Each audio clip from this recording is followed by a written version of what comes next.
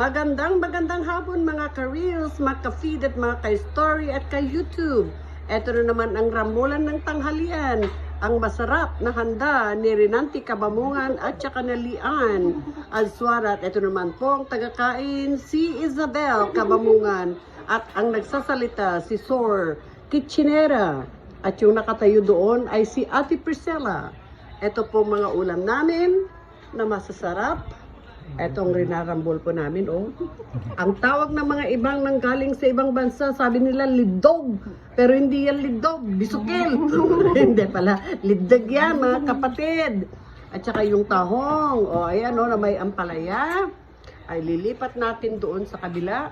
Mas maraming lidog doon, pero hindi naman nakikisa yan. Oh, ayan, oh. Ayan ang ulam namin for today, September 9, 2023. Ang ating lideg na anong luto nito? Ginisa lang? O dinengdeng?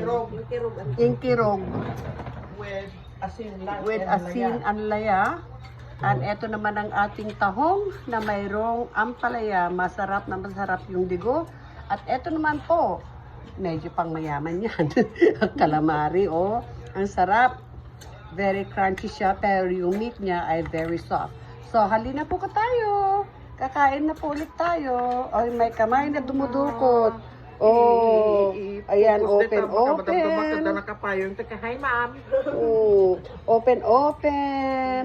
And subo.